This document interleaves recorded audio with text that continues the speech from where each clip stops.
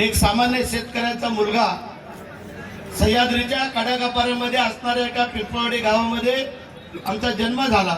गावचा सरपंच झालो, पंचायत समितीचा अपक्ष सदस्य झालो, 2 वेळेला जिल्हा परिषद सदस्य झालो, 2 वेळेला सभापती झालो, 2 वेळेला माझी सौभाग्यवती सदस्य झाली, कारभार मीच पाहत होतो। त्यानंतर सलग 4 वेळेला आमदार होण्याचा मान या मला लोकांनी मिळवून दिलाय। असं काय वेळेला लोकांनी सांगितलं होतं की 3 नंतर चौथ्या वेळेला होत नाही महाडचा आमदार, कारण प्रभाकरमुळे 3 वेळा झाले, नानासाहेब पूर्वे 3 वेळा झाले, पण भरत शेटने रेकॉर्ड तोडला आणि असा उत्तुंग चौकार मारला की तो झेलच त्यांना सापडला नाही। आणि म्हणून म्हणजे आज मी नामदार आहे। मी नेहमी लोकांना सांगत आलेलो आहे, माणूस किती मोठा झाला तरी त्यांनी जमिनीवर चालायचं असतं। जो हवेत चालायला गेला तो पडला समजायचा। आम्ही सांगितलं, आम्ही आमदार असो, नामदार असो, मंत्री असो किंवा संत्री असो, परंतु आपण जमिनीवरनं चालायचं आणि सामान्य माणसाला डोळ्यासमोर ठेवायचं आहे। आम्हाला शेठ बोलतात असं कडा हातात आहे म्हणून कोणी देव जाऊ नका, म्हणजे मनाचा दिलदारपणा लागतो। काय सांगितलंय, घर मोठं असण्यापेक्षा माणसाचं मन मोठं असावं लागतं। त्याचं घर मोठं आहे आणि मन खोटं आहे त्याला काय अर्थ नाही आहे। तुम्ही श्रीमंताच्या घरी गेला तर गाडी, घोडा, बंगला, बेडरूम, किचन, बाथरूम सगळं दाखवत बसतात आणि निघायच्या टायमाला बोलतो अरे थांबा चहा ठेवायची राहिली। मला अर्धा तास तुझं घर दाखवतो, बाजूला दिसतो ना मी घर बघतो इथे। तुम्ही गरीबाच्या घरी जा, आपली माय माऊली लगेच बसायला देणार, तांब्याभर पाणी देणार, चहा ठेवणार। आमच्या ग्रामीण भागामध्ये उशिरा गेलो रात्री तर बोलणार थांबा आता, जेव्हा झोपा आणि सकाळी जा। सकाळी गेलो तर काय बोलणार, एवढ्या लवकर आलात घरी करा आणि मग जा। ही आत्मीयता असते। गरीबाचा आशीर्वाद हा मनापासून आणि हृदयापासून असतो, त्यामुळे त्याला कधी मरण नाही।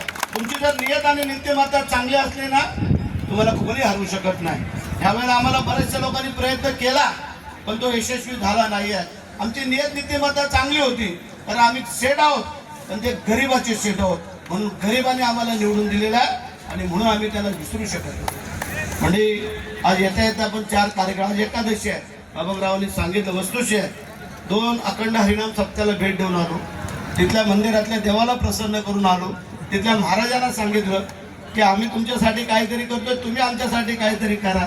जो काय खोळंब आहे त्याचा कोडं सोडून टाका, ज्या महाराष्ट्रातल्या आणि रायगड जिल्ह्यातल्या जनतेतल्या मनामध्ये जो काही संभ्रम आहे तो दूर करून टाका असं सांगून आलेलं आहे। म्हणजे आपण काम करायचं। म्हणजे एकच किस्सा सांगतो आणि संपवतो। म्हणजे माणसाचा दिलदारपणा असावा, तुम्हाला कल्पना असणं गरजेचं आहे।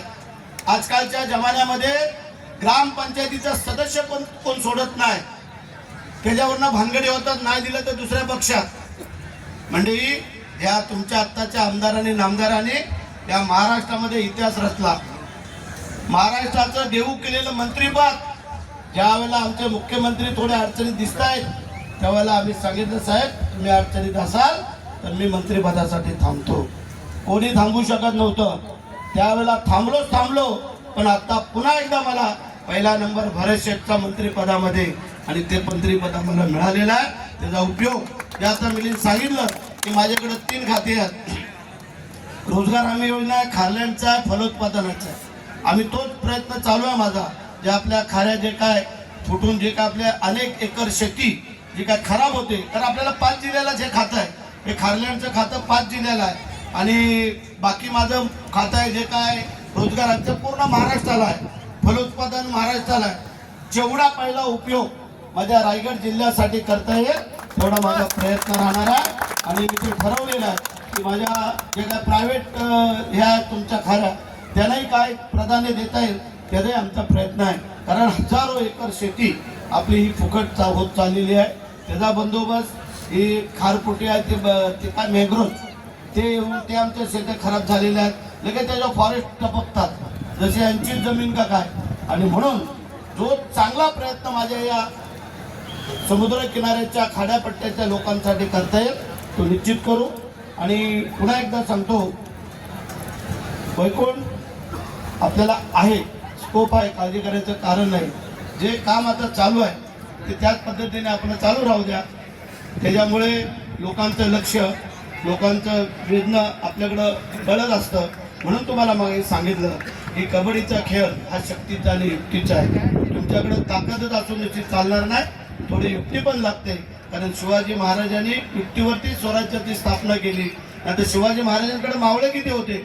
मुठभर तर मावळे होते. लाखो सैनिक होतं मुस्लिम समाजाचं पाहिलं आपण मंडळींनी, परंतु मुठभर मावळे होते, पण ते जीवाला जीव देणारे होते. लक्षात ठेवा की ज्या वेळेला छत्रपतींना राज्याभिषेक सोहळा झाला त्यावेळेला प्रत्येक पायरी घरी राजे चढत होते, त्यावेळेला प्रत्येक मावळ्याची आठवण झाली. पहिल्या पायरीवरती पाय टाकतात आठवण झाली ती तानाजी मालुसरेंची. दुसऱ्या पायरीवर पाय टाकताना आठवण झाली बाजीप्रभू देशपांडेंची.